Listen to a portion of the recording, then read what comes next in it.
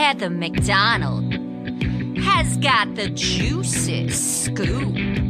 When you're on the road, when you're on the go, Juicy Scoop is the show to know. She talks Hollywood tales, her real life Mr. Segment serial data and serial sister. You'll be addicted and addicted fast to the #1 tabloid real life podcast. Listen in, listen up.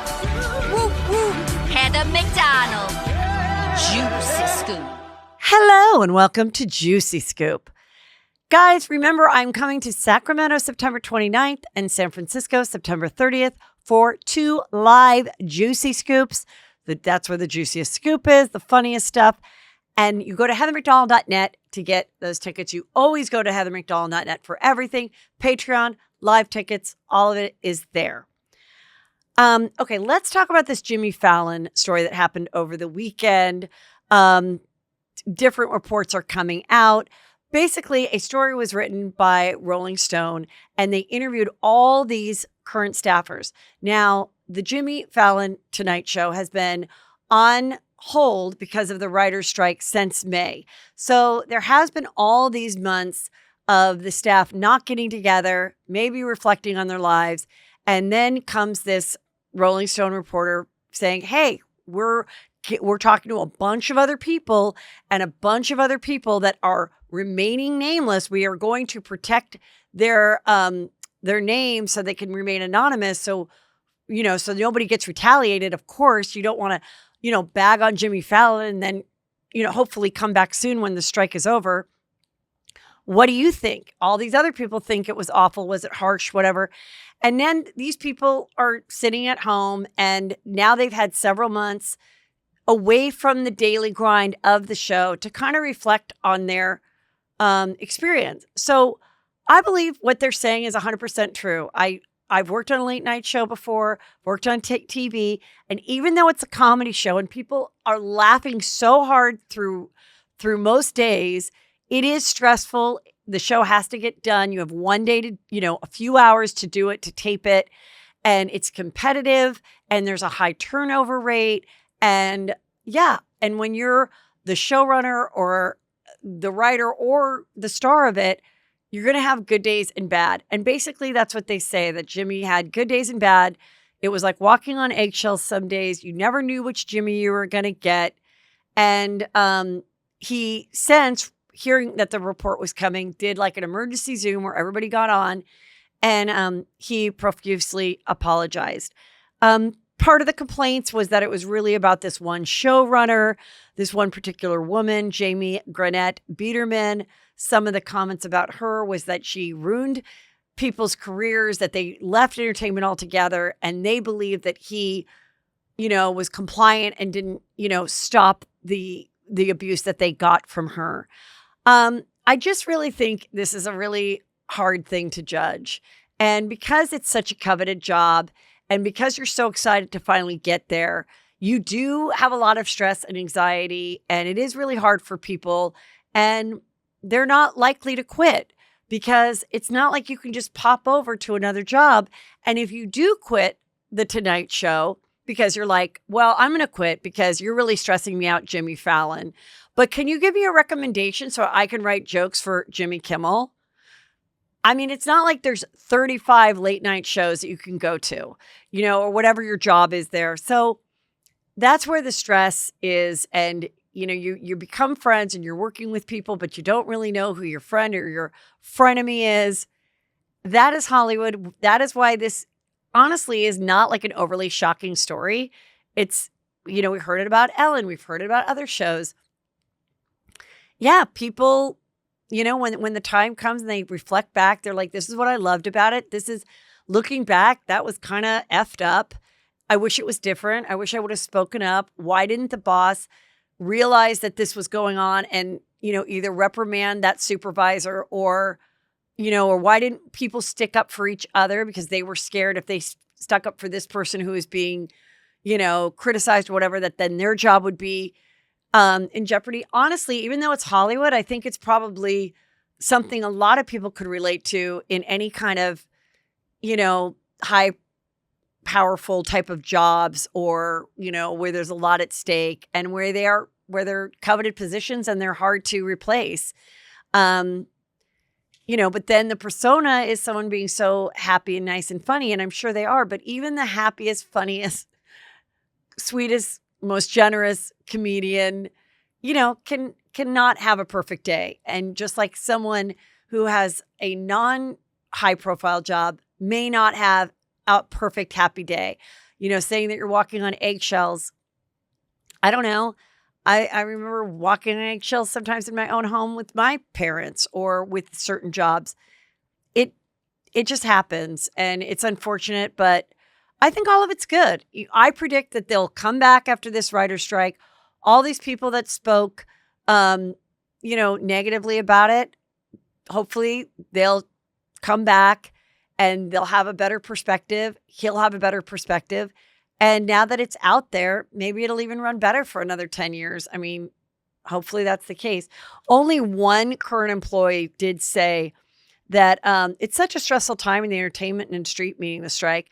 I can understand how old experiences and grievances can bubble back up, but none of this sounds like the show that I've worked on for the past year, give or take. That is like the only quote that I saw where someone was like, I don't hate it. I don't mind working there. But it went on. This other part of the article said, there were crying rooms where they'd go into the talent dressing rooms so that they could shut the door and be alone when the talent wasn't there and cry and deal with the stress. And, I think there is a lot of crying in entertainment. I do. Whether it's on a TV show or after you leave an audition and get in your car and cry, you're putting yourself out there. It's a different kind of industry than, working in construction or whatever, where I don't think someone's saying those type of things to you. And I don't think it's someone that goes into being an engineer or something is a different type of person than that goes in entertainment. So anyway, in summary, I'm just not surprised this happened. One of the incidences was from 2017, and they allege that he might have been drinking that day or something. Jimmy Fallon, I don't know where he is with, substance abuse or whatever, but those have always been rumors. Again, he's been off the air for a while. Hopefully everyone comes back and is funny and good. This was interesting. This came up. This was Amy Poehler in Tina Fey's book. Tina Fey has a great book. If you have not read her autobiography, it's so good. And it really is a lot about women and sticking up for yourselves and entertainment, and also having her perspective at her age of like what we go through or went through and looking at it in today's lens of the way it is for women. And she said, and the story just mentioned Jimmy, but I don't really think it was about Jimmy, but they were at SNL and Amy Poehler was new to the cast and she said some, dirty joke or something. And Jimmy Fallon kind of scolded her for that joke. And she rolled her seat over to him and she was like, I don't care what you think. I'm going to keep doing it. And the point of Tina writing about it was, yeah, we're not going to be scolded by these men or whatever. We're all on the same level. We're all working on the show together. And she kind of nipped that in the bud. So pulling that story out now maybe looks like Jimmy a little negatively, but I think it was more giving props to Amy and letting and follow Amy's steps if you're a woman and nip it in the bud and say right then, like, I don't give a shit. I'm here. I can say whatever joke I want to say, just like you can. And just because I'm a woman, like, I'm not going to be set to a different standard. So that was cool. All right. I haven't talked much about this, but Summer House, a very popular show on Bravo TV, obviously. And Lindsay and Carl were a couple there. Summer House is a show where every summer they took these like 20, 30-year-olds and they would rent a summer house in the Hamptons and follow their lives. It's been many, many years. Couples have come, gone, broken up, hooked up. And Lindsay and Carl have been two of the originals. And it started that they were just platonic friends. They had different boyfriends, girlfriends. And then they all of a sudden announced they were in love and shortly after got engaged. And their wedding was set for this November 17th.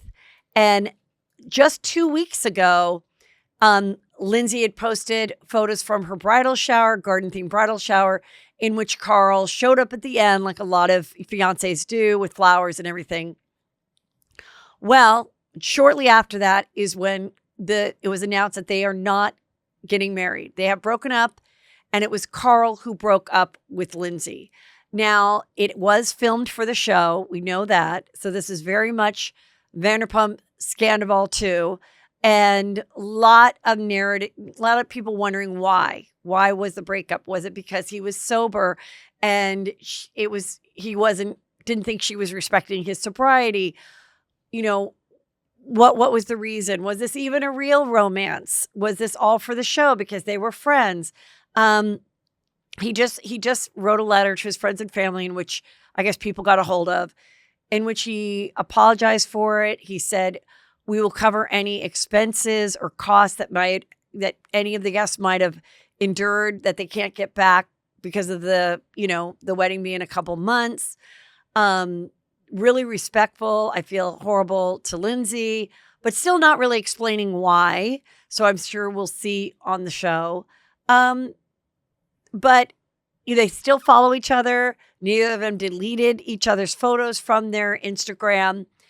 And I mean, I personally just think that, marriage is real. And I really think something happened where you just have that moment when people call off weddings. Most people don't. The people I know that got divorced within like a couple years of their wedding, I would ask them and they're like, "Oh, I knew before I walked down the aisle. I knew." "Why did you get married?" "I mean, I figured it would get better. I thought I'd put the, behind." So I think, I think he really thought about it and was like, "I don't want to spend the rest of my life with this person. I don't see this this is not what I want. I don't want it for eternity. And I don't think it's right for me." And imagine anybody who ends a wedding early, whether it's Kim Kardashian. I mean, Kim Kardashian, before her 73-day wedding with Chris Humphries, her mom said, "You don't have to do this." Chris said, "You do not have to do this. I know we've paid. I know the world is watching. I know we're filming it, but this doesn't seem right." Several people said it to her, and she was like, no, it'll be right. You convince yourself, because you can't imagine canceling something like this. Now, just think of just a regular person canceling their wedding. Now you have all these public figures coming to your show. You have the whole Bravo world watching, rooting you on, the show, all of it. And he chose to say no. I think it's juicy. I think it's sad, but I also think it's pretty admirable, really, not to just go through with it and be like, "Well, we can always get divorced," because no, that you're wasting her time. She wants to have kids. So it always seems like, though, people never call off the wedding but then stay dating. I mean, that'd be pretty weird if they were like, "We just don't want to get married, but we're going to still be a couple." So I don't think they're still going to be a couple. But there you go. Well, Danny Masterson has been sentenced to 30 years for sexual assault. And he was part of that 70s show. And there were 3 accusers, but he was convicted on 2 of the accusers, and 15 years for each. And they are going to be consecutive, not concurrent. So meaning he has to do all the 30 years. But there were letters that were sent by his co-stars from that 70s show, Ashton Kutcher and his wife, Mila. And, just saying, he was always a great friend and admirable to me and everything. And the internet did not like that. They were really disturbed that they would send out, that they would have these letters, and they felt that it was not being supportive of sexual assault victims. Then more stuff came out in which a lot of creators and one of the, her name's Chrissy Carnell Bixler. She was one of the accusers of Danny. She was a former girlfriend of his way back in 2001 when they were doing the show.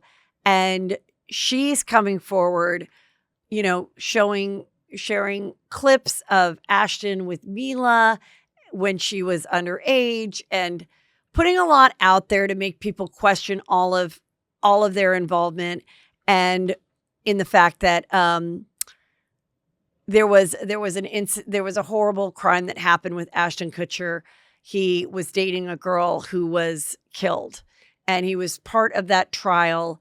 And there are reports about did he do everything correctly on discovery of this woman that was killed?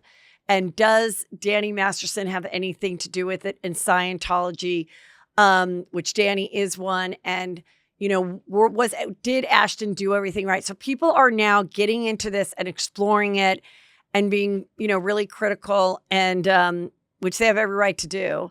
And, it looks like Danny's probably setting up to appeal as well. So we're going to have to go through this again. But so that was going on all this weekend as well. This was interesting. This is a clip from Conan O'Brien that Page Six pulled. Oh, no, sorry. New York Post pulled up, where he's on Conan and Danny Masterson says, "Oh, this guy does an impression of me." And he says, "I'm Danny Masterson, touch my balls." And Conan's like, "Really? That's the impression?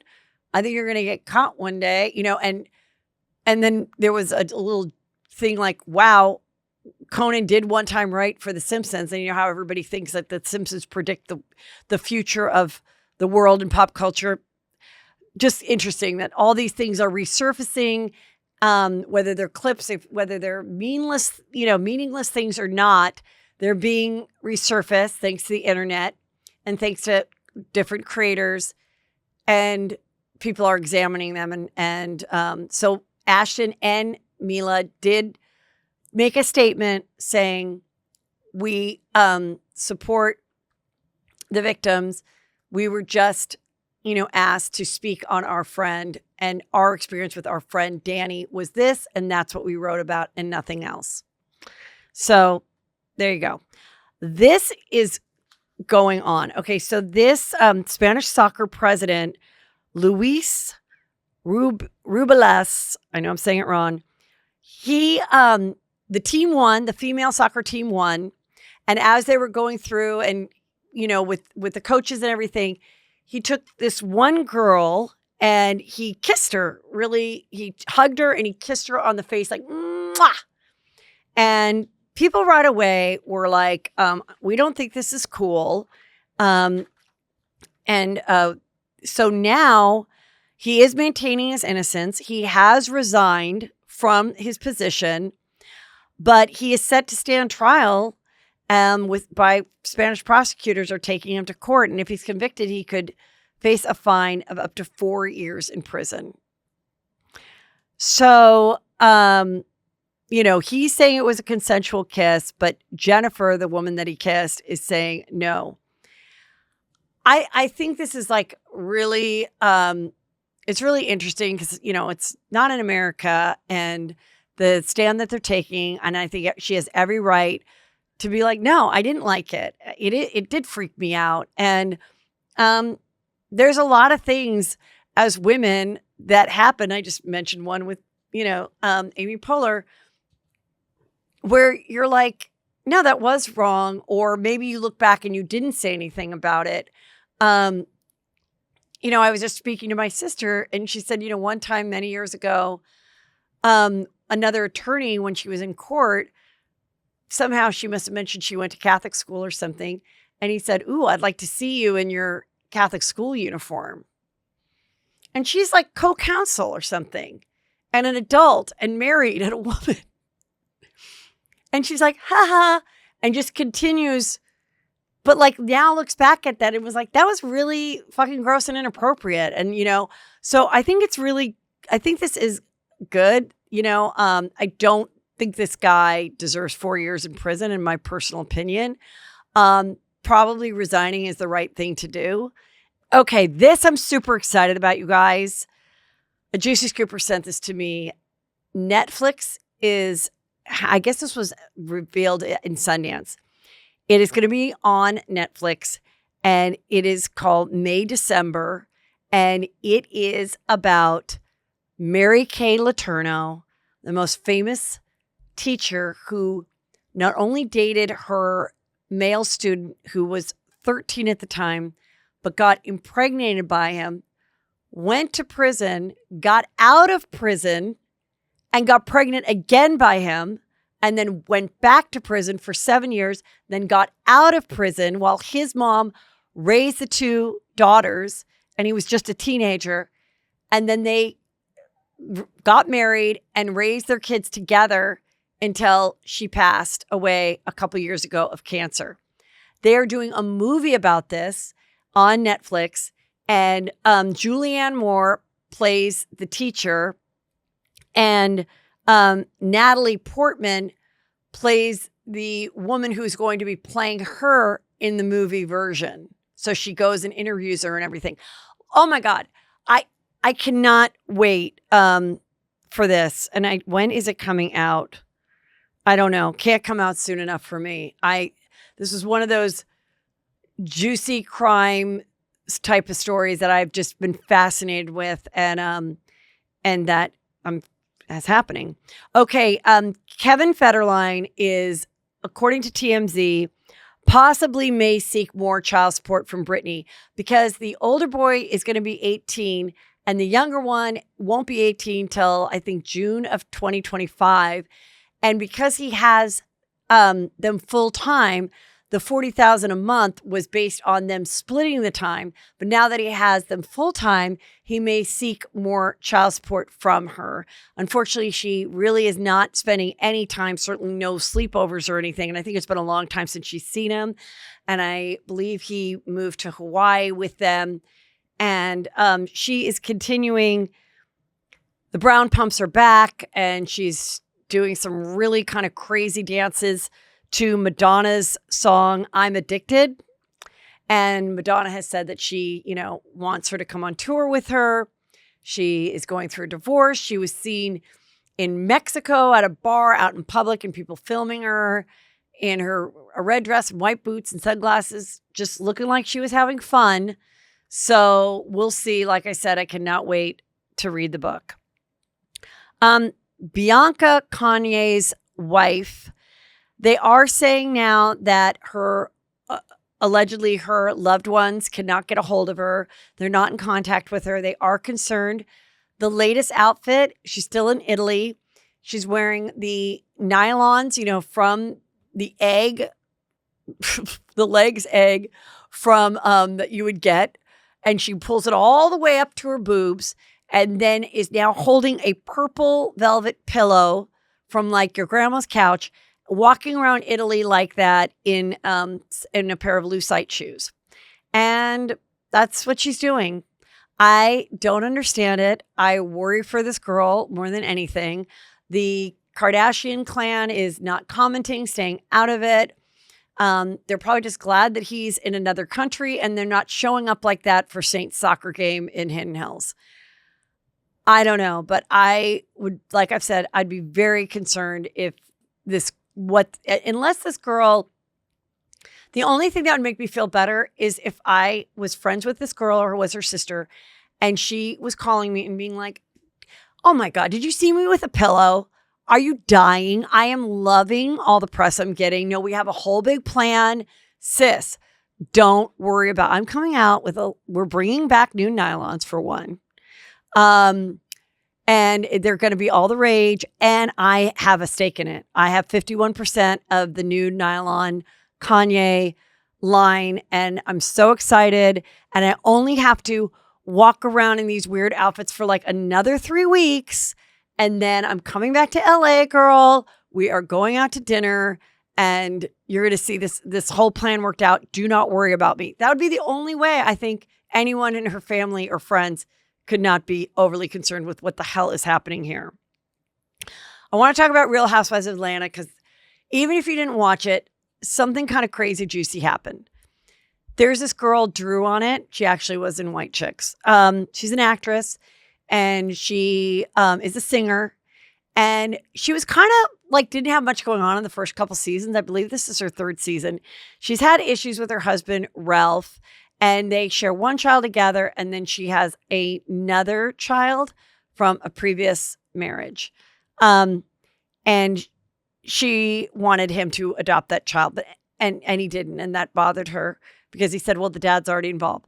But Ralph seems real thirsty. And it gets revealed on the reunion that they're separated or getting divorced. And Drew goes, you've cheated on me for years. You've had all these other women. Here is a screen grab from this woman who has a photo of her sexy ass or whatever. And it says, when are you going to bring that D over to me? And it went to Ralph, her husband, and now she has it. And he's like, that's a catfish. That is a catfish. I don't know who that person is. I don't know what this is. And a lot of people were like, oh my God, Ralph, you're lying. But I'm like, you know what? Is he faithful? Likely, probably not. But could people do this? Could people send stuff like that to these reality stars that they're so invested in their life and like DM Drew and be like, my friend is dating Ralph. Here's the proof from when she texted him. And now she has this. Like, where is this real woman? Where is, them in a hotel room together? Like when Ashley Darby, we saw the photos of her man with someone from Potomac. I don't know, but he's sitting there. She gets up and gets upset. He just sits there. Then we find out that he's trying to be on like Thunder Down Under in Las Vegas. So I just think he's a real thirsty dude. And he's producing her music.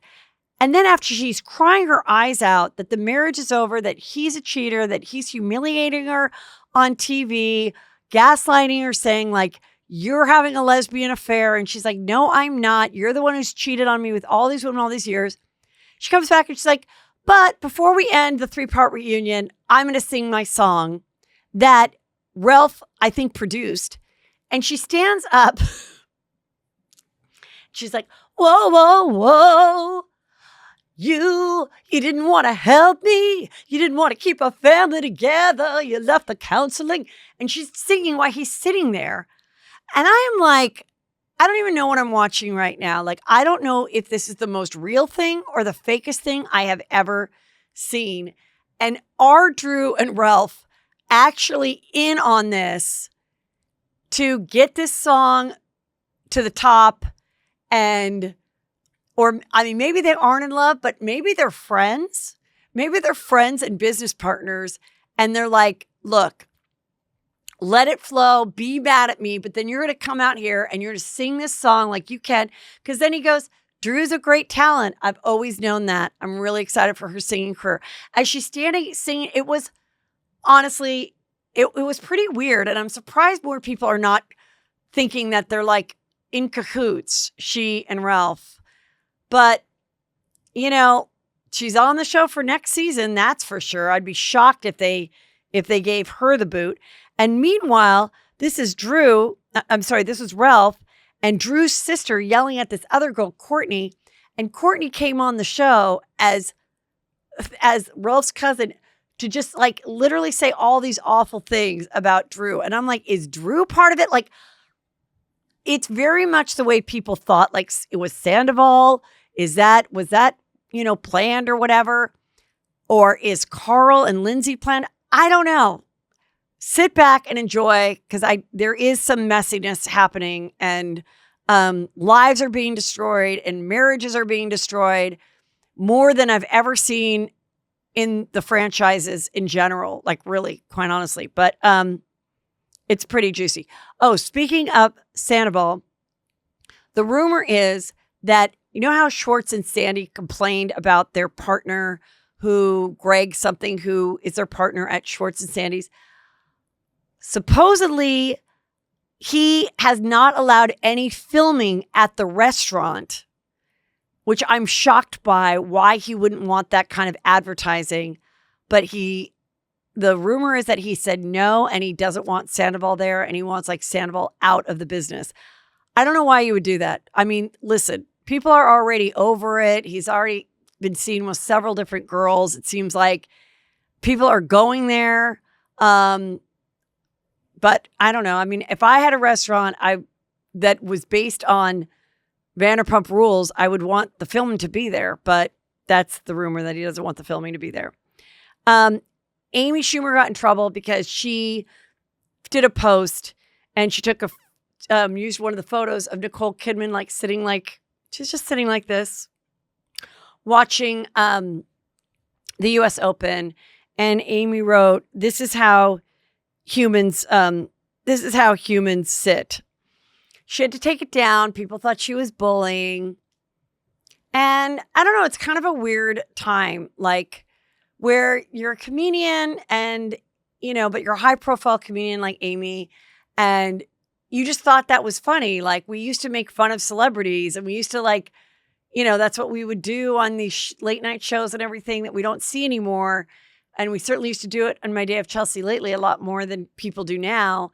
And, she is so perfect and everything. So I think she was just, kind of mocking the fact that also when you are a certain age, it is kind of nice to go like this, because then you cover your neck and that the cameras are on you while you're watching the tennis. So you're just like this. And she just kind of called her out on it. But then people examine it and they're like, well, you're really famous, Amy, and so is she. So why are you calling this other woman out that isn't so much above you? You're almost like Amy's too good to be doing that, which maybe Amy realizes, oh, I guess I can't make jokes about these people anymore. Oh, well, fine. She probably won't. After this, she's probably like, oh, fuck it. I thought I was coming up with a funny joke and throwing something up for someone's amusement. I don't need to do these jokes. I don't need this kind of shit. You can just come see my show and see me live. I'm not making money off a post about Nicole Kidman.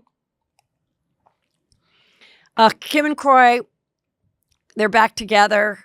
This is more, they filed now twice and now they're back together. And, this is like the David Beador situation where he keeps breaking up with Leslie Beador, but then they're back together. I just got a report that they were out having dinner, looking miserable. Who knows and who cares? But these people, they got to live together. And then Elon Musk had his third baby with Grimes, and it's called Techno. Whatever. All right, you guys. I'm excited to tell you about a really interesting interview I have. And it's kind of a different way of approaching addiction and people that have addictions and all the spectrum of it. And I thought it was really interesting, my friend Joshua's concept and his business. And I wanted to share it with you, and his story being that he comes from a celebrity background and how he recovered and what he's doing to help others. And now for this interview. I have a very juicy interview right here sitting in front of me. Joshua Reed, welcome to Juicy Scoop. Thank you. You have a story. You have plenty of stories to tell, from fashion to celebrities to drug addiction and what is going on with celebrities. And welcome. Good to have you here I'm from so Miami. Happy to be here. Good. I'm a fan. Oh, thank you. I've never watched, but I listen. Oh, that's okay. And when it's Housewives come on, I listen anyway, but I don't know any Housewives at all. I actually went to stay in Vegas. I stayed with Jill Zarin, with a friend of mine. Jill Zarin. And Jill said to me, "You don't know who I am, do you?" And I said, "No." And she said, "You're lying. Are you gay?" And I said, "Yeah." And she goes to me, "You're lying." And I was dead serious. I had no idea who she was. I don't know who any Housewives are. I've never watched an episode. I'm very close to Jill Zarin, and I'm sure that probably ruined her weekend. She was really sweet. She was with her husband. She was with her husband at the time. Bobby. So he passed away, right? Yes. Yeah. Yeah, he was a sweetheart. They would do Vegas a lot. They were business in Vegas. They were really very, very nice. Well, we know each other through I'm just gonna say how we know each other. We know each other with my friend who's sitting here in the studio audience of one. We have George Perez. I like to call him Jorge. I call him George. Well, I was introduced to you as Jorge, so I don't call him George. Yeah, it switches around. It switches around a lot. And he represented and represents photographers and all this stuff. And that's how I met you. And I went to this party for the gents. We were launching with Kitson. It was a retail launch. Yes. Yeah. So I remember going to that party. That was a fun party. I remember specifically meeting in his kitchen. I think we went out to dinner, but I don't think you remember that. No, I do. I remember going to like a cool, like West Hollywood, right? That's what we did. Condo party. Yeah. That's all I remember being in the kitchen. Times are foggy for me too back then. So yes. And let's get into a little bit about your life. You had mentioned you got started a long time ago, and you at Calvin Klein. And you took over Carolyn Bissett's job. So Carolyn started the job. She was working out of the store. And it morphed into a corporate job, celebrity director. There was somebody in between me and her, another girl that had the job. She started trusting me to do these fittings with celebrities. And my boss noticed. And then he promoted me to celebrity director on the men's side. So there was someone else to handle it for the women's. But I would do all the men's fittings, all the celebrity partnerships, traveling with the talent, for the underwear campaigns, going to Milan for the shows, events, all the dressing, red carpet dressing, coming to LA for a few months during award season, dressing all the celebrities on the men's side. Right. And so you were saying one of the things that you did that kind of like really kind of changed fashion and opportunity is, since this is New York Fashion Week and we're seeing all the stars there, something that you did was getting these high profile men who are into fashion, getting them in the fashion, at the fashion shows, sitting in the front row. Yeah. So my job was very niche. Like I said, it was the men's side of the whole business of Calvin Klein globally. So you were seeing, all the women's runway shows. They had all the talent, celebrities, whatever you want to call them. No one was really doing it on the men's side. So we did a men's show. I talked to my boss. I told him I wanted to load it with talent that I really respected, that represented the brand. I handpicked everyone.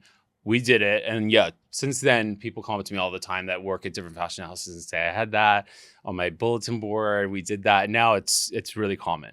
Yeah. Yeah. That's really cool. Yeah. So this was when. Yeah, here you have, look at all these Jared. parties. Yeah. Chase. And what year is this around?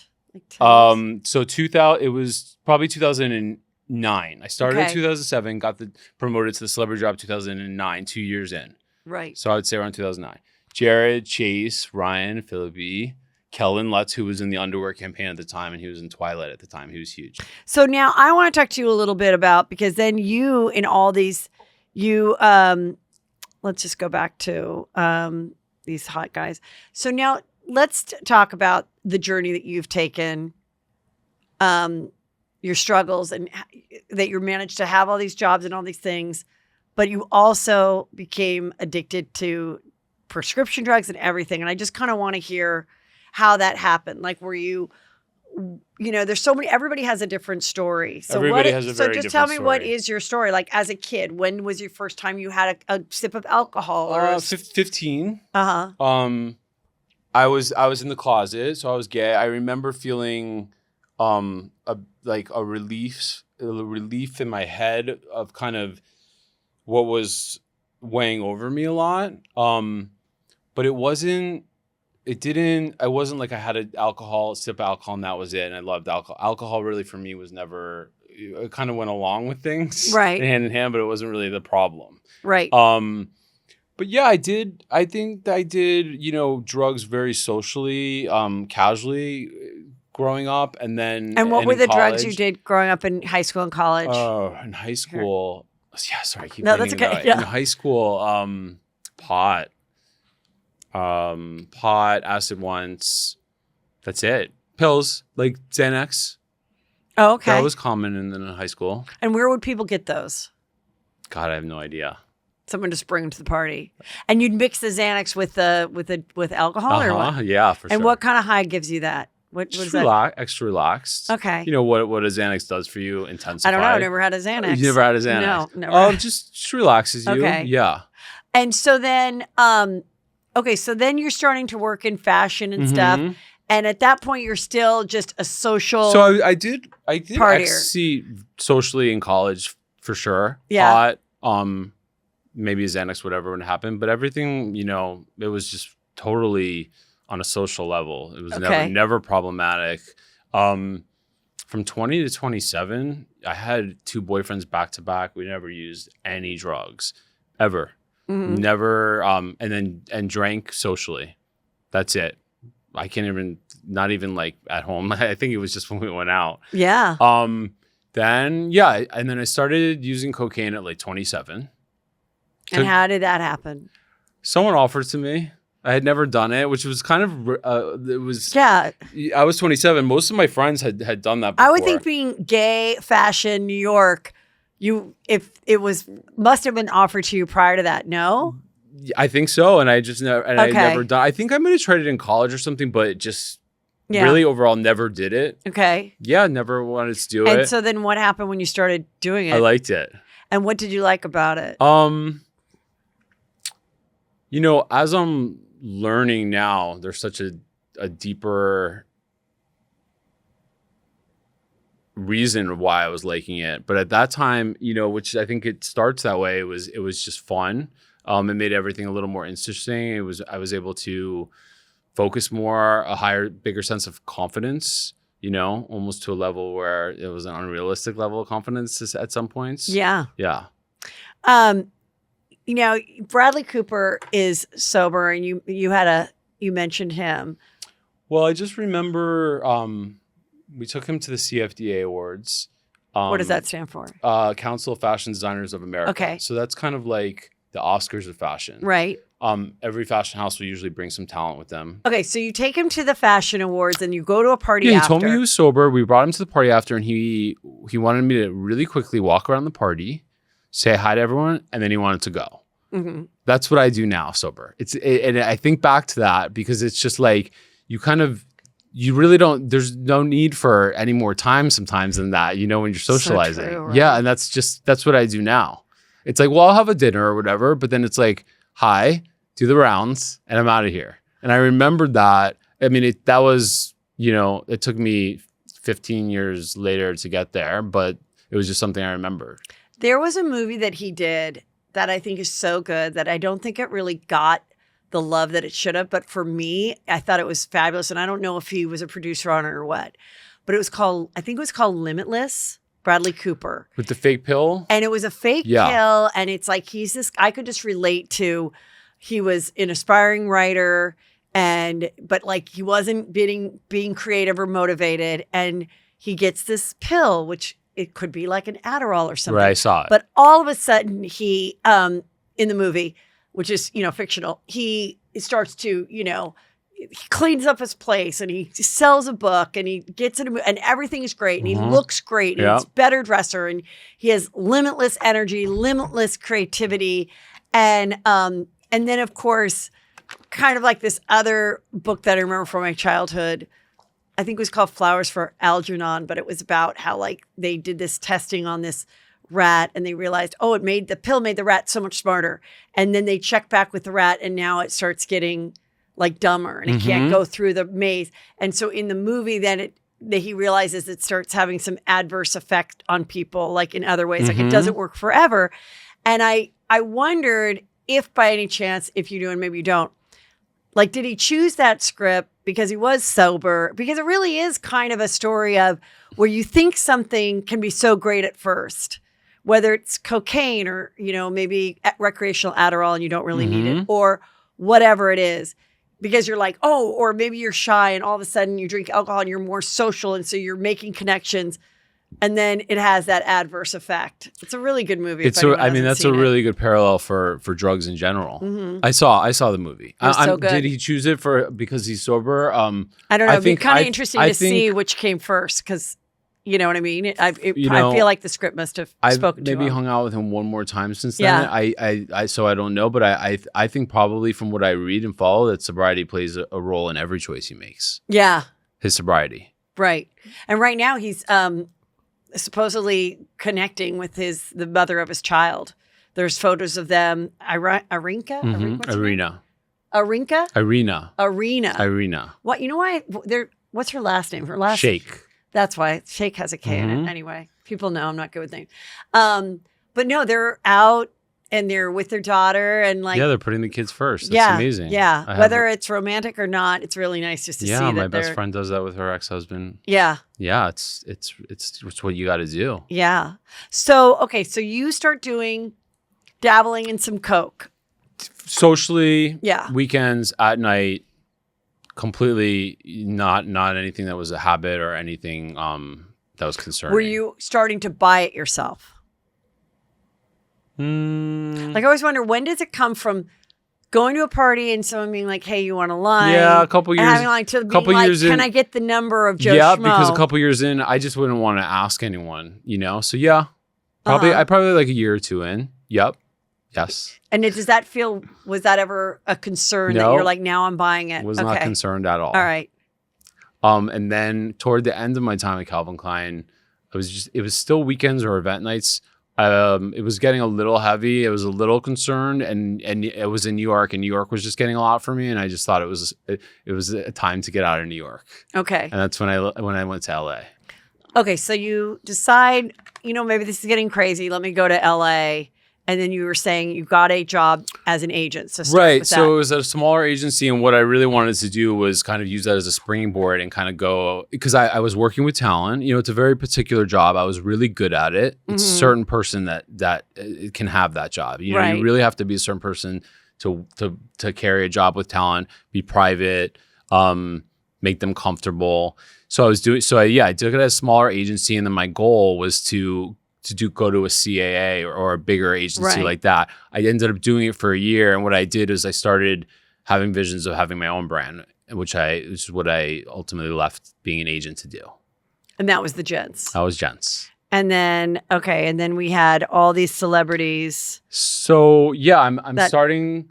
That are wearing your Gents hat. I'm starting, thanks to Jorge, to practice laws of attraction. Yes. Okay.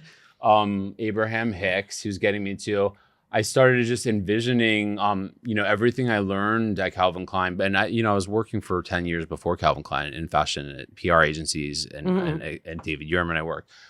So I started having this vision of creating and building my own brand. I knew I wasn't a designer, but I knew I had an aesthetic. And there was basically, I saw a really big hole in the market. You remember Von Dutch and Ed Hardy? Yes, yeah. So they were huge. They were baseball hats. I had a vision. They went out of business. I had a vision of creating a brand that would launch on luxury baseball caps. That was the opposite of aesthetic. It was really simple, beautiful materials. I mean, our best seller was a plain black hat. I called it the director's hat. That's it. That's all it was there. Yeah.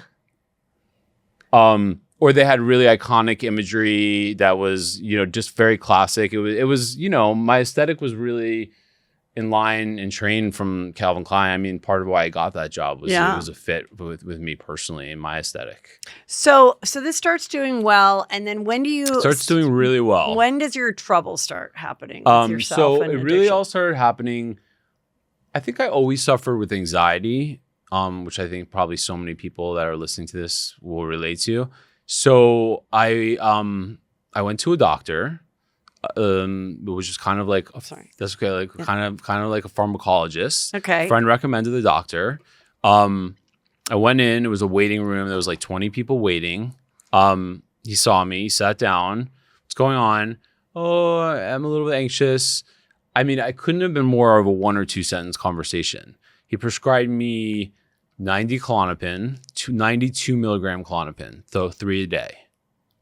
Okay, that sounds like a lot. It's a lot. Okay. And I think it was 90 Adderall, maybe like 20 milligram pills. Klonopin is a benzodiazepine, so it's in a class of drugs with Ativan, Xanax.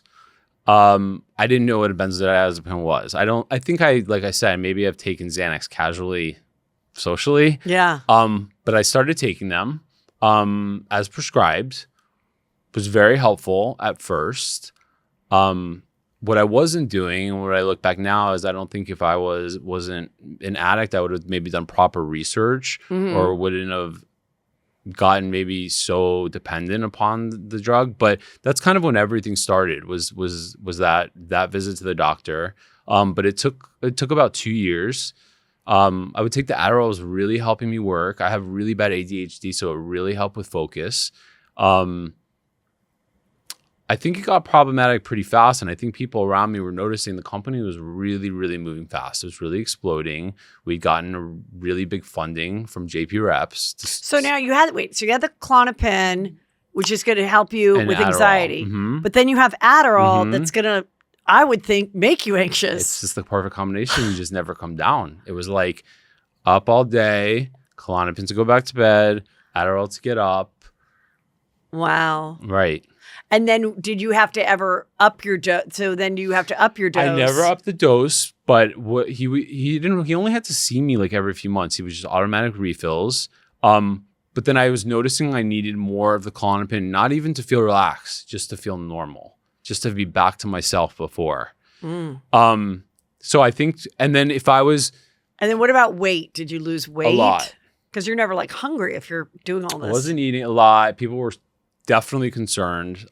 Yeah, I was emaciated. Oh, wow. You can see it in pictures. It's all over. Yeah. So then what happens? So you're still doing your business. So it all hit to a head. I went to New York for Jens. Yeah. I left my backpack with the Klonopin in it in the lobby of a friend's building to go get something to eat.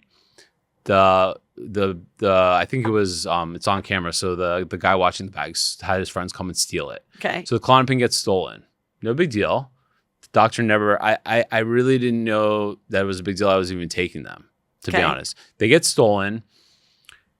I slowly just get deathly ill. Every day worse, like an enormous amount of, because you didn't have it, so you were withdrawing. I was withdrawing. You can't stop benzodiazepines like that. So I stopped them cold turkey, and by that point, I don't know if I was between taking them as prescribed and then if I would party or something, abusing them more. Yeah, party meaning like drinking. No, if I did coke or something to calm down. Okay. So I could have been taking toward the end, maybe 5 or 10 a day. Oh my God. Right. Yeah. Stopped at cold turkey, was in New York. It takes 3 days to leave your system. So I was good for 3 days. I got through New York, came back to LA, couldn't move on the couch, freaking out. Everything was scary. The mailman was approaching.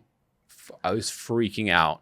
My boyfriend was there. He didn't know what to do. That turned into really getting really sick, blacking out for long periods, which was now I know I was having seizures.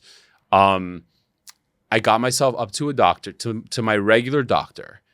She fell back when she saw me because I was so emaciated. My whole face was breaking out. So I wasn't ever a big drinker, but during this time when I was feeling so sick, I'd be like, let me have a glass of wine. It would hit the same receptors that would be for the Klonopin. So I would feel better. My body was thinking, oh, I got the benzodiazepine back.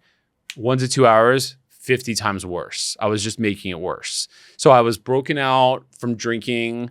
And this isn't drinking just to have fun or whatever. I would drink because I was suffering so bad from the side effects that it would help relieve the symptoms. But I was just making it worse. Went to the doctor. She said, I don't know what's wrong with you. I'm really concerned. I said, while I'm here, can you refill me with Klonopin? She said, who's giving you Klonopin? I said, some doctor on Wilshire. Okay. She left the office. She comes back in with a nurse. Honey, that's how she talks. You're having benzo withdrawal syndrome. You're going to be very sick. You have to go to a rehab. This is what I said to her. I remember perfectly. A rehab. I've never have or have any problem with drinking or drugs. And I really didn't. Okay. Yet I was getting addicted to this medicine was prescribed. This was my fault. I was taking more, but it wasn't a concern. But she said they're the only ones that are going to be able to treat you. You can't go to a doctor. So the next day, my boyfriend at the time, he took me to some place in Tarzana. Is that a city right now? Yes. That's right near here, yeah. People were walking into walls. They didn't ask me what I was on. They were like, you'll have a bed. You'll take these medications every day. When you go in there, what is the payment? Is this free? Is this your insurance? I wasn't able to even, my head was such mush because the benzodiazepine, when you're withdrawing from that, you're losing your mind basically. Yeah. This is a deeper and separate conversation, but I wasn't even able to compute that. I guess he took me to a place that took my insurance. Okay. I literally sat there. I said, do you want to even know what they didn't care what I was on. Okay. Someone, while I was there, a bell rang. I don't know what it even meant. Someone walked directly into the wall. It was like one flew out of the cuckoo's nest. I ran out, told my boyfriend at the time, I said, get me out of here. So you didn't even stay a day? No, it didn't say an hour. Okay. I'm not staying here. Okay. Are you kidding? He took me to another place. It was called the Hills. Okay. It was in West Hollywood. Okay. It was Rock Hudson's old house. All right. I was like, I can stay here. So they were like, it's $80,000 for the month. We talked about what I was doing. Well, does your insurance cover any of the 80? No. This is where they get shady because they'll tell you, we'll bill your insurance and it's additional 80. Now you don't know if your insurance is paying them 30,000 or 10,000. That's a shady business in itself, and that's kind of my business. What I do now is kind of protect people from that. Okay, I think that's so to sum up the long story, I stayed. They said it was $80,000 for the month. I said I could put $20,000 on my Amex. They said that we'll take you for a week. We'll start detoxing you, but you need like 3 solid months. I couldn't even compute it, and that's all I had. So the minute I left there after that week, I just got worse and worse and worse. But I never took another benzodiazepine. When they told me that's what was making me sick, I didn't. But did you take anything else? I would drink alcohol to relieve the symptoms. But when I started realizing that alcohol was making worse, or they told me, I stopped with the alcohol too. And then is that how, so you kind of cured yourself, or you No, I was sick for like 2 years. Sick, when you say sick, just like physically sick from, because this was still in your system, or No, I'm confused? Well, it's a confusing topic. I don't think anyone around me really does still or understand it, and they don't really need to. But basically, let me stop for 1 second so I can get my thoughts on this. Yeah. Because then this is confusing. I know. I guess. So the way, I stopped so cold turkey, and not weaning off, that I put my body into basically what they call it benzo withdrawal syndrome. You can even look it up. Okay. It says all the symptoms there or whatever, but it lasted for basically 2 years. But in that time, I would drink. I'm trying to think of, because I know I didn't drink the whole time in the rehab. But then I would drink. Sometimes it would be so intense in the middle of the night. I would honestly take like vodka and drink it and then it would just be 50 times worse. So I was making it worse. So it didn't need to last that long, but I had really no one advising me. And were you able to still work during this time? Are you being creative? Are you working? Yeah. So I was. It was really, really difficult. I had a partner. A lot fell on him. Way too much. I had another woman running the business. But yeah, I wasn't able to go to work a lot of days. Yeah. So, but you're able to keep your boyfriend? I think that would be very hard. I know it's very hard for anybody whose partner's going through this. So basically, when I went for the 10 days, I left. I was sick, like really bad, like they said, for 4 months. And you left after the 10 days because that's all you could afford? That's all I could afford. Okay. And I wish they would have explained to me more. But I was in my brain was such mush. I couldn't comprehend it. 4 months later, I called them. They said, we'll take you back for free. Okay. This was a place called The Hills. It was in West Hollywood.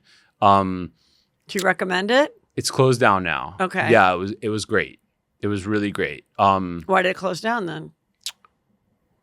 I don't know. I just heard it closed down. Yeah. I don't know why. I'm trying to think of the last guy. Is a guy named Howard. He's really, really big in the rehab and recovery space. I can't think of his last name though. They took me back for free. I did a month there. They got me really, really straightened out. They had to put me on another medication to get my body back and to be able to handle kind of the detox from the benzos. They had to take me off that. That was another nightmare. I mean, it was a mess, but I got out of there. I stayed sober for 2 months, and then I just went fully back to my normal life of drinking socially, maybe using cocaine socially. So do you do that now? No, I'm completely sober. So then what happened then? And when did you decide I can't have anything? Because there is I've talked about this with Dr. Drew and stuff. There is that feeling of just because you are addicted to cocaine or pills or whatever, then you go completely sober. But then a couple years later, people are feeling, I can be California sober, or I can have a joint here or there. I can have a glass of wine here or there because I never had a problem with marijuana or alcohol. And I do think maybe, that it can be different for other people. Because if it was like a pain addiction, like a pain pill addiction, and then you get over that, you know, a couple years later, why couldn't you have a glass of wine? I don't know that maybe I can have a glass of wine. Maybe I could. I'm at a place where. No, for you, for I me, understand. But yeah. I'm saying, like, I think, because we've, you know, like with the whole AA thing, you know, which started whatever it was in the 30s or the 40s, of like, you know, you have to, you know, you can never have another sip of alcohol again, whatever, even if that wasn't your issue, even though it's called Alcohol Anonymous. 100%. And now people are kind of like, well, and, you know, and we discussed before the show that that you have some thoughts about it, and that maybe it really, the principles don't totally apply to today for everyone. And so let's talk a little bit about that. So for me, basically it's just where it went. It just escalated for me. The cocaine just then did become a problem. And it went, I'm trying to think of, it went to, it never was the benzos again. It was the cocaine and. So wait, I'm like, yeah. Okay, this is where I'm confused with your story. Okay. And I'm talking, you got to remember, I'm trying to think back too. Okay, but like, okay, so you go, you get off the pills, you go, then you know, but you're still drinking and you're still doing cocaine for occasion. Mm-hmm. Then you go back to the West Hollywood place, the Hills. They take you for a month for free. And then after that, are you still drinking and stuff, or no? Then you're completely done. No, it was I did no drinking or whatever for 2 months, and I felt completely better finally from the whole benzo withdrawal, and I was just back to myself, and I was just doing kind of what I always did. Okay, so what I'm understanding is your story is very common. You know, very common, in and out of different rehabs. The doctor thought he was giving you a prescription. It's got me started, but fully as an addict. I got addicted, and when I got better from the benzo withdrawal syndrome, it just took another form and continued until I would realize that everything had to stop for me. Right. And so when you see other, you know, celebrities, especially like in Hollywood, and, you know, people are like, what is the deal? Like, for example, let's just talk about. Well, I just want to preface this by saying, in my experience with the talent I've worked with, almost most of them are not using drugs. Mm-hmm. I mean, to operate at the level and be on that much of your A game, you really can't. Right. And that's why so many of them are sober. Yes. I mean, I can see how it can, why they do turn sober, but I can see why sometimes they do get in a habit of it. Because even back in the day when I was working on this TV show, and then I would go to the East Coast and do like 5 shows in a weekend, and I went to a doctor, just a normal checkup. And he's like, is there anything else? And he was an older doctor. And I said, well, I think I could probably use Ambien or something. Because that way, when I land, you know, in the East Coast and I know I need to get this many hours of sleep, or if I finish performing, I could take that Ambien, like, you know, right when I get into the hotel room and get my, you know, 7-8 hours before I have to go back to the West Coast, whatever I was. And right away, he was like, no, I'm not doing that. This is, you know, drink hot tea, whatever. Don't watch TV, read a book, all those things. And so I've never had a prescription to Ambien. I've never done that. But I can see how, almost like Elvis Presley, whatever, how the people around you might feed that up and downness so that you can go on the road, still make it down. Or like even a Michael Jackson. I mean, the whole thing of where you got to the place of someone having to give him that strong of a drug just so he could sleep, you know? 100%. You know, I've been there and I've seen it. So, like, I want to talk about your company and everything. Okay.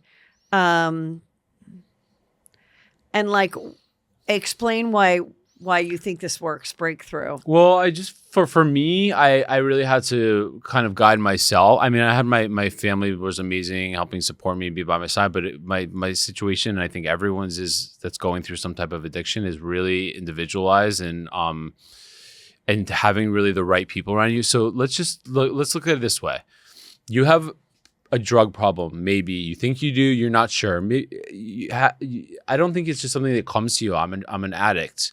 You maybe need to come to that realization, okay? So what are your choices? You can go to rehab, okay? That's a huge statement to your family, to your job. Is that the right move for you? So I think minimum with insurance covering at rehab is going to be, that's $30K. In addition, it can either be with insurance plus out of pocket, but you're going to go to a really shitty place. Now, a middle of the road or nicer place, we're talking 80 to 150K a month. What is a rehab going to do for you? Okay. I don't know. What does it do? This is what I'm going to tell you what it does. It's going to separate you from the substance. If you can't stop reaching for the benzo, or you can't stop going to the heroin dealer or the bottle or whatever it is, then rehab may be the place for you. Separate you from the substance for 30 days. Then you're out and you're on your own. How are you going to live after that? I've been 3 times. I got maybe 1, 2, or tops 3 tips on how to survive as an addict sober. So I'm with rehab, and I've never been. Mm-hmm. I have had a sibling that went, and Mm-hmm. I used to go on a Wednesday night when I was 13 and like visit and hear what I called the juicy stories. Okay, Mm-hmm. so I got to hear the juicy stories. What does that mean, the juicy story? Like I got to from sit your there at from your 13 and sibling? hear. No, like I would go on a Wednesday night, and I was 13, and it was for my brother, and we'd go into Beverly Hills, and then the people with their loved ones would be there, the people recovering, and then they would tell their story, and it was always really juicy for me to hear. Yeah. So I was like, "Ooh, I get to hear these juicy stories." We go to dinner, but it was also really kind of good for me. I think that's one of the reasons I never wanted to experiment with drugs or anything, because I saw what it did to people. And I saw this beautiful girl tell her story of how like she basically, had to prostitute herself. And she was so pretty and she had all this promise, but she got addicted. And I remember my mom being like, "Oh my God, that girl had a face of an angel. And like, what a sad story because of this." So like, I always like understood it. I was always interested in it. I loved the show Intervention, but I am, you see the statistics of, the average person goes back, 9 different times. So every time I was there, I mean, almost everybody was in there 5, 10 more times. And it was really, really mostly people for opiate addictions. I rarely saw alcohol, never cocaine or anything else. It was opiates or heroin. Basically, because I asked, I was like, when did you think shooting up with heroin was a good idea? It was always no.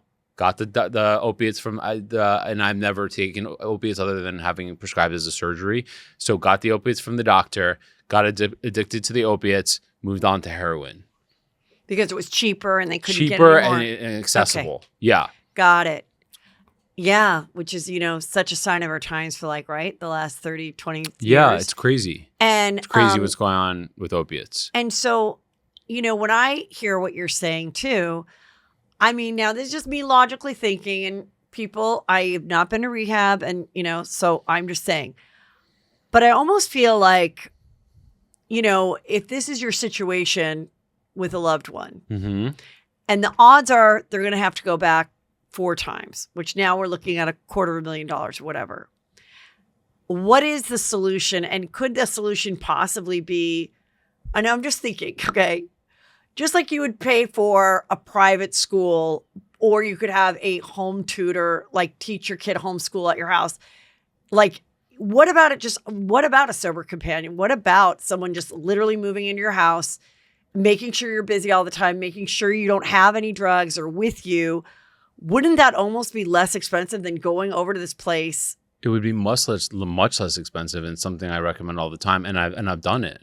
Oh, okay. I've had somebody come and stay at my house with me when family was encouraging me to stay in a rehab. As I was learning, it's really hard because you lose your voice when you're the addict. Got it. You lose your voice. No one's listening to you. So when I was in there, and all the 3 programs I went to were 12-step programs, AA. When I would go to AA meetings or whatever, and if I would question anything, or it didn't seem like it was helping me or working for me, it would fall back on me, or if anyone would even listen. It's like the addict's talking. You don't know what you're talking about. Right. Right. And then they're just desperate, and they're being told by these people, like, do you want your son to live or die? And the only other choice is write this check and go write into this this check, place. and this is what we're going to teach them, and they're going to come here, and they're going to learn all this stuff and do all these things that never ever happen. Like what things? I mean, I had a list of therapies and doing things with your brain and family days, a complete list of just the things that never happen. And why didn't they happen? I don't know. You mean so you're there, and then all these beautiful things that you mean like the program says you're going to do all this, but then you're there and you're just squatting in your room or what? Yeah, no. It's like a boot camp. You're like a child. Everything's taken away from you. Laptop, phone, vapes. I guess at some places. No, there's like things you go to like groups they call them every day. A lot of it was AA based. So reading out of the AA book. Okay. Playing games. There was like sometimes a meditation. But you have to think of what you're going through when you're when you're that addicted to a substance and coming off of. Every day is just like building your brain back up to be able to function, which takes a few weeks, just to get the substances out of your system. So it's like, that's why I said it's really there to separate you from the substance. So I do want to talk to you a little bit about like, why do you think there's some good things about AA, but there's some things that you mentioned you don't necessarily agree with in today's world and how it could be improved upon? So I went to AA in the programs I went to. They were 12-step based. And then I went to AA meetings, I'd say for about 2 years. I went every day. It's really like, it's kind of like listen to what you're told. And I was listening. I am so happy that program is helping so many people. And I think you have to, if you think that program is helping you, then you should keep going to your meetings. I think there's a lot of good messages that I found from it, like helping others, taking one day at a time, being sober for today, prayer. I mean, then there's a few things that contradict what I'm learning about addiction. Like saying you're powerless. I mean, I find myself powerless to the substance, but not powerless as a human being. So it's kind of like the, anti-manifesting or like a little bit negative. Yeah, it definitely defies the laws of attraction in terms of, speaking like, my name is Josh in every sentence you speak, and I'm an addict. My name is Josh, and I'm an alcoholic. Yeah. Every time you speak. Yeah, I mean, I think that, yeah, you're right. Why is that? And then you speak and you share. Yeah. Which I never had a problem keeping things in. So so for me, but when you're sharing, you can't be responded to. So you speak. Right. And you're not you can't be responded to. You mean you do your speech and then at the end, everyone just claps and has a cup of coffee or whatever. But but they can come up to you at the end, right? And say, I heard that, but you're not gonna, if you're like, I'm struggling with heroin and now I need like benzos to come down with. I don't know what I should do. Right. Someone can come up to you, I guess, at the end of the class or whatever, but no one's gonna say, I'm just be like, Okay, I have a question, and I don't mean to make light of it, but I do. Okay. So, I mean, when I was in LA trying to do stand-up, it was very hard to get any, spots. And I remember this girl being like, oh, I go to this AA meeting on Robertson, and that's where all the agents and everybody is. And I did not do this, but I did think, I wonder if I could come up with like an AA story, but be really funny and mention I'm a stand-up and, create a funny story because I'm so desperate to get an agent. And this is back when it was really hard to get an agent. You couldn't just go on TikTok and, get 1 million views for like doing an impression. And do you think, and then I remember, also for Housewives people, Luann de Lesseps, she got arrested one night for thought it was her hotel room and it was someone else's hotel room, whenever she got arrested, and she was really drunk. And part of her, getting out of this situation was to go to AA and everything. And in one of the episodes, she brings Sonia in Miami to her AA meeting. And Sonia's like, I didn't like it. It was depressing. Sonia probably, drinks a lot too. She's Mm-hmm. like, it was depressing. I didn't like it. She goes, but there, Luann has her routine. She's doing her shtick. And I was like, oh my God. Because then I saw Luann's show and she has these like funny bits in between her songs. And I do think she kind of practiced her bit there. I mean, you're doing the same story. So my question is, did you ever go to these meetings and be like, oh, this guy again? Like, Yes. I've heard the story about his ex-wife and Yes. when, he drove the car into the snowmobile or whatever. Yes. It's welcome for everybody. I mean, and But do you ever bow out? Like if you were at the Comedy Store and you like are ready for the meeting and you're like, I just need some new material. Like I've heard these three people's stories. Yes, especially when because you your story doesn't change. Your story is your story, Okay. right? So you get your how long can your speech be when you sign up to do it? I think they ask for you can't speak for over 2 or 3 minutes. Oh, it has to be that short. Yeah. There's a lot of rules. Oh no, there's a lot of rules. Like There's a Tuesday night at There's the a Laugh lot of rules, Factory. and then you know there's counting days, so it's like, which is such an accomplishment. I've been sober for this many days. Yeah. And then the next day I'd see someone. I was sober 47 years. I had a drink last night. I mean, the shame. Now I'm at day 1. Even though they were 47 years sober, they're back at day 1. Okay, you know what I was telling my son about this the other Yeah. day. Because they were like, oh, should we go out and play another round? It was really hot. And I go, have you heard the expression, let's not and say we did? Like, so if someone had that, why do they have to do that? Why do they have to what?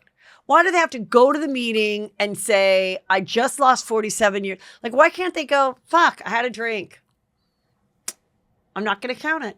I'm just going to act like I'm still sober for 47. Like, why do they have to, like, when people say that, it's the same thing with breastfeeding. Like when people want to stop breastfeeding, they're like, oh, I have to call a Leche League and tell them I've stopped breastfeeding. Why? Like, why do you have to do this? The last 2 years in my sobriety, I made it, and you can call it a relapse or whatever you want to define it. I made a conscious decision where I was like, I think I'm happier using drugs. And I took 3 months off. Of being sober. From being sober. And when did you start using Use again? drugs. What drugs It was did you just, use? it was really cocaine, not Yeah. even alcohol. Turned into a complete disaster. Right. And then I was like, I can't do anything anymore. But if I didn't have that time, I would have never came to that point. For me, the key, and I think for a lot of people, is when you stop wanting the substance. So whatever you resist is gonna, hold on. Whatever you resist persists. Yes. Whatever you resist persists. If you're wanting something, you're eventually going to give into it. And if you don't, you may just need to go to multiple meetings a day.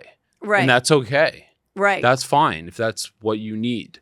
For me, I asked my friend who's in AA, and I have a lot of really good friends in AA. I said to him, do you miss drinking and drugs? And he texted back every day.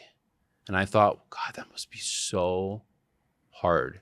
Because you don't miss. You can say I don't miss it. Sometimes, but this stretch, and I've done different stretches of sobriety. It's the least that I don't want the substance anymore. Do you feel like for some people with the AA that there's shame in not going to the AA meetings Yes. anymore, even if you're staying sober? So It's like a gym I have membership. a great front guy. He's an AA. He's like 40 years sober. 30, he's like 67. I love him. We definitely disagree on topics. He tells me AA is all I know. He feels so grateful at a program, and I'm grateful for him to have it. He has a sponsee. The sponsee had a relapse after 2. That means he's sponsoring someone. He's sponsoring somebody. Okay. So that's kind of how the program works. The sponsee had a relapse. The sponsor told him, you weren't going to enough meetings. That's why it happens. Okay. Okay. Does that work or not? It depends if somebody who believes in AA or not. Is the difference of opinion. So what is your, tell me about breakthrough recovery and wellness and what your philosophy is in recovery. So I don't call myself a sobriety expert because every day I'm learning how to be sober, and I think that will be for the rest of my life, wherever I'm at. What I am is a recovery expert. So I work a lot about, do you need to go to rehab? Do you need to detox? Can you detox at home, or do you need to go to a detox? If you do go to a treatment center, which one will it be? But do you definitely need a treatment center? What will you learn there? I'll hold your hand through the whole process of that. Then I have a team, whether if you decide you want to detox at home or do you want to go somewhere, I can recommend different places. And then I also do where I talk. So it's almost like you're like a concierge consultant kind of a thing where they can go to you and you can help them figure out the best plan for them. Yeah, and then they can work with me every week to continue to go through their journey, and I do that with a lot of people. But like I want to go back to, like, if you're struggling, you're looking at your choices, like to go to rehab is going to be. You just don't want to go somewhere that your insurance covers or is 30, unless it's all you got. Then it's, and you need to separate from the substance. But to go anywhere decent you're looking at like $80,000 to $150,000 a month. Or then you have AA, and you can go to AA. There's meetings available to you every day. Everybody's welcome, and they made me feel really welcome. But if what happens if you don't feel that it's helping you? Mm-hmm. Then what do? There's not really anything left to do. You got to do it yourself. That's kind of where I come in.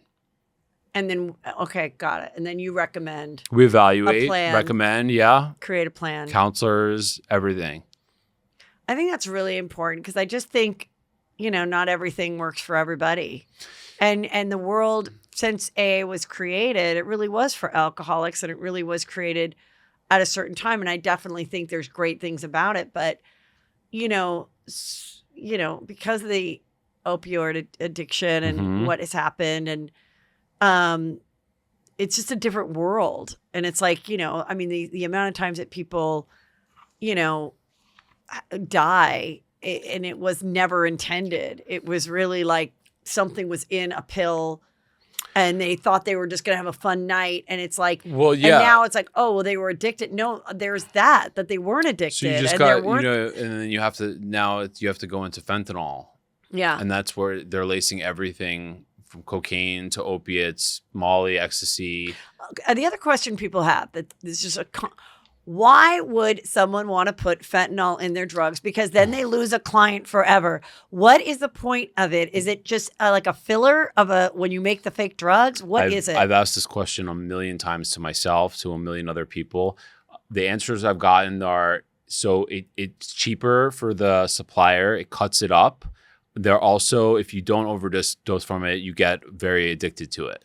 So you go back. But that's an amazing question that I've asked myself so many times, and other people, a lot of whom can't give me an answer. Yeah. Yeah. Yeah, this has been amazing. I mean, it's just really, it's such an important thing. And I feel for anybody that's struggling. What do you think? Oh, I know what do you think about, like, there's like apps and stuff that are just like to cut down on drinking? Just like, you have an app to make sure how many steps did I get in? And there's like these things where, like, you don't want to give it up, but you want some type of something to not have as many cocktails a week or whatever. So I'm just not aware of any apps like that or how they work. Yeah, I've never heard about it. I've just seen it pop up. Yeah. I mean, I think whatever works for you, you got to keep doing it. But it's almost like when you're an addict right now, I feel like you have to come to the place, like you said, like as a family member, what you can do. They have to come to the place where they're ready to get sober themselves. And for some people, that's a rock bottom or a struggle. I was listening to Ben Affleck on Howard Stern, and it was like such a game changer for me, because everything I knew that I believed that I was told I was wrong or that contradicted, he was saying was right. Reward works. Attraction works. The key to sobriety is struggle and helping others. Trying to think what I'm leaving out there. You got to really, really replace addiction with connection. Is that connection to your work? For me, it's connection with other people. Now my purpose is just, I know if my story just helps anyone, how helpless I've felt in so many times, that's all I want. Yeah. And I want to really be able to help anybody, especially if they just feel like they can't afford it, what their options are. I'm not saying that they can afford me, but I want to try to work with them and find them help. Well, I think that's really great. And we're going to leave everything where they can find you, but it is at Breakthrough dot recovery is your Instagram. Yeah, I just set it up because it's pretty private. Yes, but we're this just is starting it. And Mhm. so I'll put all this too in my descriptions, Okay. but it's breakthroughrecovery.com and breakthroughrecoveryco@gmail if you want to just email and ask Josh any questions or whatever. I'm glad you came out here. I think this is such an important thing for everybody because everyone. If you're not struggling with some type of addiction, I feel like everybody has somebody in their lives that has affected them with addiction. And you just be really careful. And also, when you are faced with someone writing you a prescription or something, I mean, even when I gave birth, I had one stronger pill right after that made me kind of nauseous. And then the next time I gave birth, I was just like, just Tylenol PM. I mean, that's all I needed. I didn't have a cesarean, so I was okay. But, I think Be careful what careful. doctors you go to. I mean, my doctors are so hesitant on prescribing anything. And I think if you want it, you can find a doctor that's going to prescribe you what you want. Right. So you almost have to be a bit of your own doctor. But I think you're safer in the hands of a doctor that is really, really operates on the side of caution. Yeah. And really think about it because it's like, you don't know, how it might affect you and how you might, based on what's going on in your life or your medical history, that you could become and addicted. The definition of an addict, well, I think it's like sexuality. It's a range. Right. So you may be a 0 or you may be a 10, but you can easily get addicted to something and not be an addict. Right. Yeah. If that makes sense. No, it does. I think that Yeah. that's what I'm trying to say. Oh my God. Yeah. There's people that are struggling with addictions that may not be an addict. And that's why they may decide they can go drink wine or whatever they want to do. I really think it's different for every case. For me, I learned with drugs that I was clearly addicted, and I call myself an addict. I don't call myself an alcoholic, but I call myself an addict, and I just won't indulge in any substance. Yeah. Well, thank you so much. You're I really welcome. appreciate you coming in. I know you're going to help a lot of people. Thank you. Thanks.